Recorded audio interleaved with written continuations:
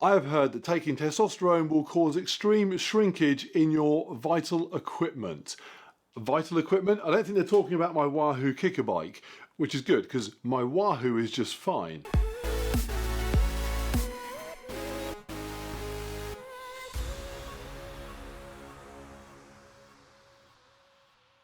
Welcome to the video. This one is on TRT, or testosterone replacement therapy for dummies. And I don't mean dummies that are dumb, I just mean people that don't know much about the subject. If you already have a good understanding of this topic, then this might not be the video for you. You might think that some of my explanations might be too simplistic, that I don't provide enough details or just skim over things too fast, but that's okay because there are already plenty of videos out there for you. More plates, more dates, Coach Greg, etc. Excellent sources for doing a really deep dive on this topic. But what I've realised since I started discussing my own TRT with friends and people I train with and in videos on here, most people don't have a clue about this stuff. And why should they? So they aren't going to go and check out those other videos any more than I'm going to go and watch a video on how to rebuild a car engine. But if my neighbour is out on his driveway and he's elbow deep in his carburettor turbo thing, I'd like to know enough that I can at least talk with him without sounding like someone that thinks the carburettor turbo thing is a real part of a car. Now, I've done a couple of videos on why I started testosterone therapy already, so I'll link the first of those up the top and you can go and check that out afterwards if you want.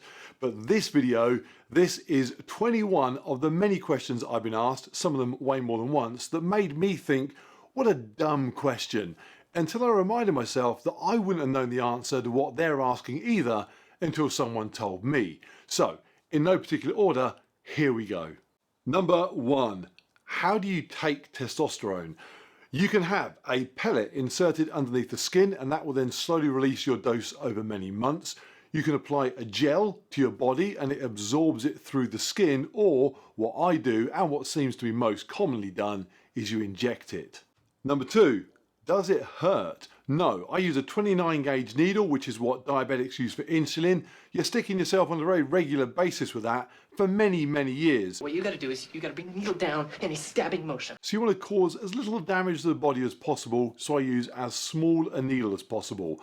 What I stick with is so tiny that 9 times out of 10, you wouldn't even feel it sliding in. That's what she said? No more jokes, serious video from now on. Number three, do you stick it in your butt? Here's where you can stick it. You can inject into fat just under the surface of the skin or a little deeper into muscle. Now commonly if you're injecting into fat, you'd inject into the belly where most men have some spare. If you're injecting it into muscle, you typically do what I do, which is go into the shoulders. People will also go into the quads and the legs, and yes, some people will go into the gluteus maximus, your butt, or more commonly ventrogluteal, which is more on your hip. Number four, is it expensive? Testosterone? No, not really. It's been synthesized as a drug since the late 30s, so it's relatively straightforward to create, and they have been doing it now for a while. My actual testosterone prescription just cost me a couple of pounds a week, that's all. What can be expensive is regular blood tests to monitor your levels, regular consultations with private doctors to monitor your general health and obtain the prescriptions. That can be anywhere from a few £100 a year to a few £1,000 a year. It depends on how regularly you're going to get tested for such things, how often you're talking to your doctor, how nice a car your doctor wants to drive. I'm just kidding, all doctors are obviously only in it for the deep love they have to help other people. And Porsches. Number five, does it give you roid rage and make you really angry? What a stupid question, you moron. Actually, that's a good question. Let's do 6 and then come back to 5. Because 6 is, what is the difference between the testosterone that you take and the testosterone used for bodybuilding or just looking jacked?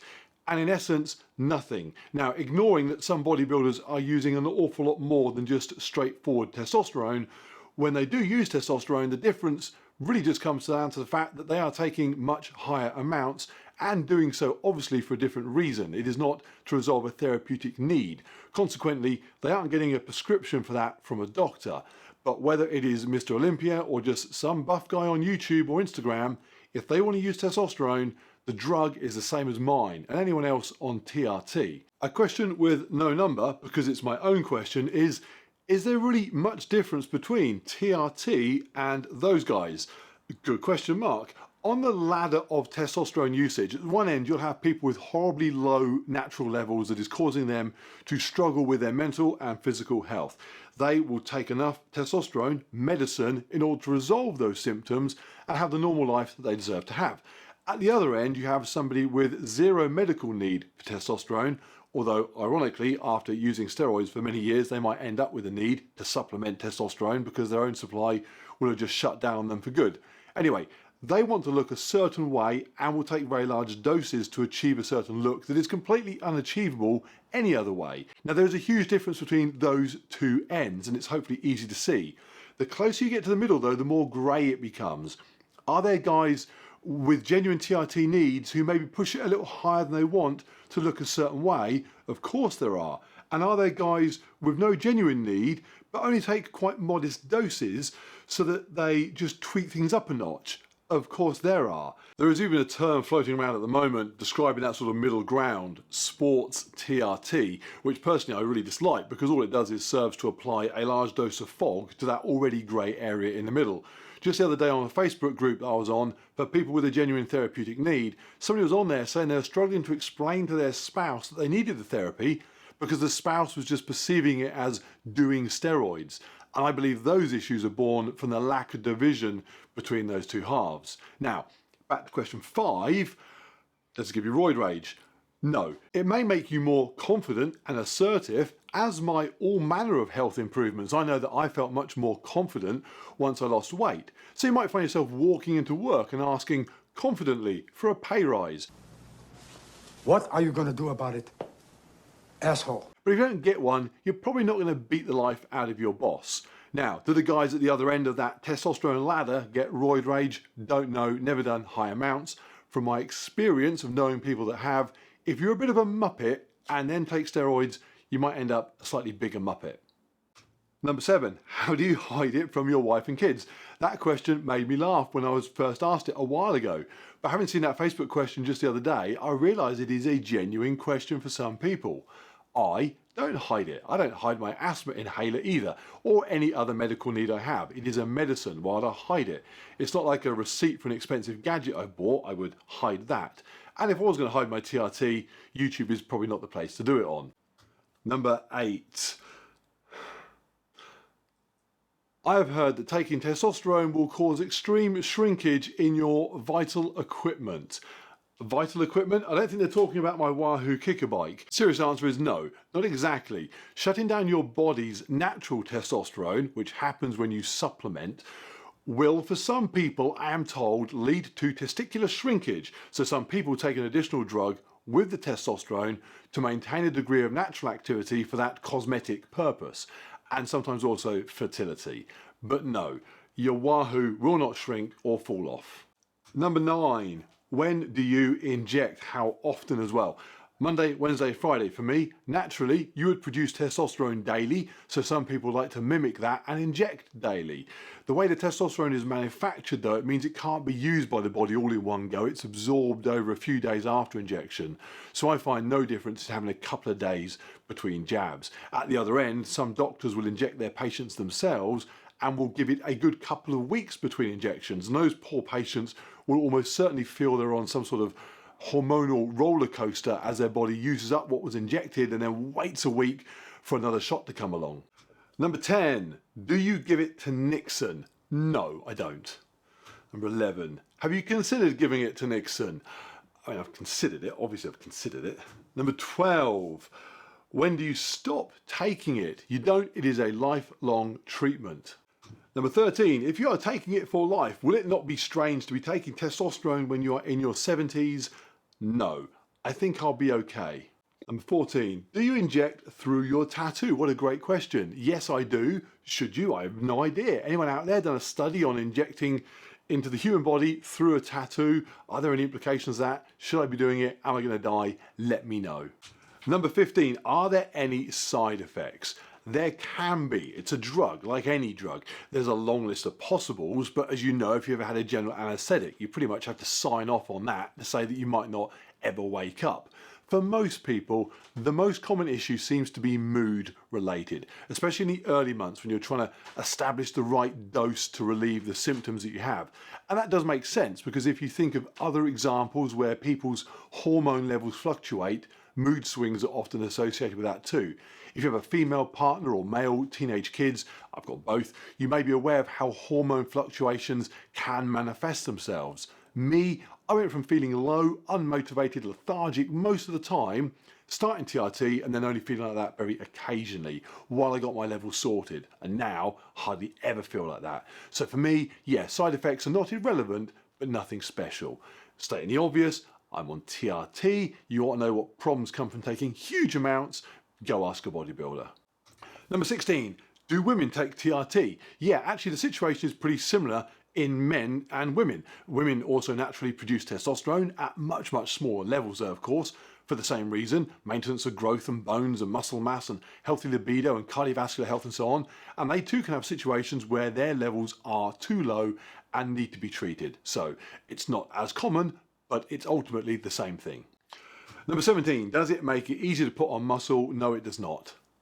Number 18, does it make it easier to put on muscle? Yeah, but not in quite the way that people might suggest. There is a famous study from 1996 that's often used as an example of how testosterone supplementation means you don't even need to work out and exercise to get jacked.